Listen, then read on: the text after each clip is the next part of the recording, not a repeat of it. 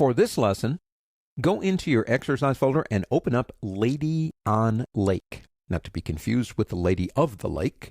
We have a lady sitting on a pier with her bike next to her. What I want to talk about in this chapter is very selective ways of lightening and darkening and either adding or removing color information from an image. Now, I'm talking about these tools way over here. We've got three of them. Dodge, burn, smudge. Simply stated, the dodge tool will allow you to lighten areas. The burn tool will allow you to darken areas. And the smudge tool will allow you to either add or subtract color, saturate or desaturate from the image. So we have those three choices. Let's start with dodging on this particular image. So I have a lady and she's on the pier. And the image has been enhanced with that kind of like that glow in the background because it was actually in the middle of the day and kind of wanted it to look a little bit more like it was towards sunset. So she's on the pier. She's pretty dark. Now, I like the dramatic aspect of her being dark, but I think I want to lighten it up just a little bit. So that's what dodging does. Up here, we do have options, of course. We have this one right here to control the brush size. Or you can click this button here and get even more information on brush size. We have a range. Now, we can choose shadows, midtones, or highlights. And I usually start with the midtones and go highlights or shadows if I feel they need it. We have an exposure setting right here. Now the default is 50%, but I've already changed that one time down to 15%. That's how aggressive the tool will be when you use it, how fast it works. 50% to me in almost every case is just way too much. I like to lower that down. It gives me a sense of control when I'm working. Basically, how this works is as you apply with your brush and you rub back and forth, it gets lighter, lighter, lighter, lighter. So if you've got that up at 50, 60, 70%, it can happen too fast, at least for me. These two buttons right here allow me to use my drawing tablet, and they activate for things like pressure, sensitivity, and tilt. And I do want to protect the tones in the image as I'm lightening it. So we've got this set. The only change I've made really is to lower the exposure to 15%. Now, another thing we should do is make a copy. And this is another thing about these tools. They are destructive. This is not adjustment layer work. When you change it, you're changing the actual image. So I would suggest we work on a copy.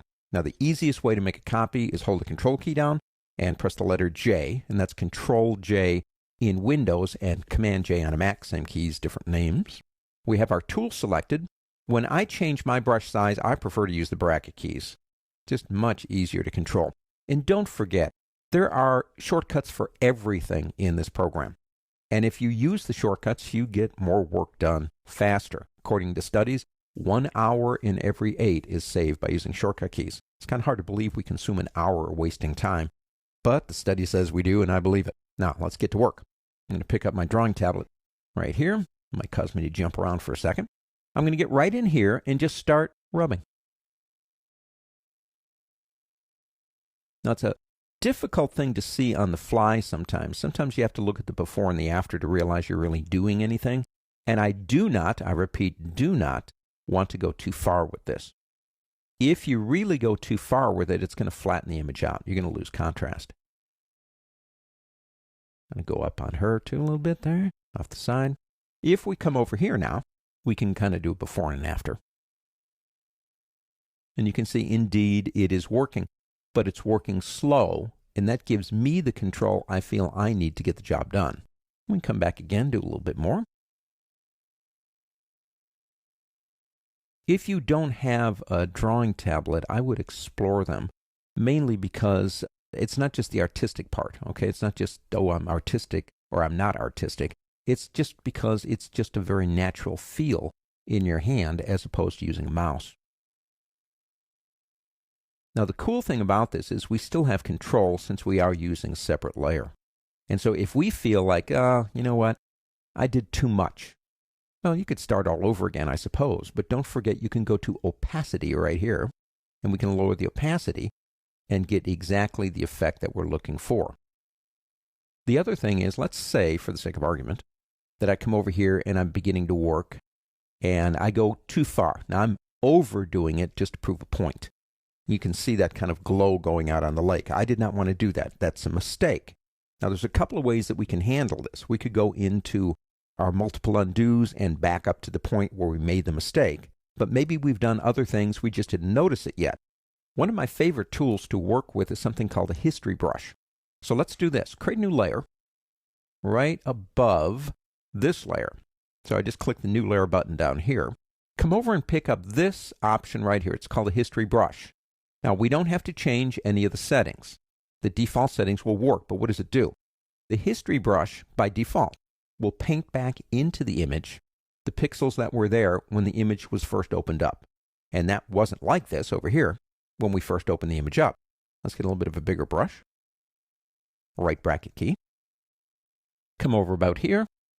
And as I do this, as you can see, basically all I'm doing is just painting that stuff back in. So if we come over and turn these off for a second, you can see that's what I did. If you like it, you decide you're happy with it because you corrected that mistake, what you can do then is select that layer and press Control, and that's Control in Windows, Command on a Mac, E as in Edward, and that will merge those two layers together. So the Dodge tool, its purpose in life is to very selectively, using the right type of brush, very slowly lighten up the areas.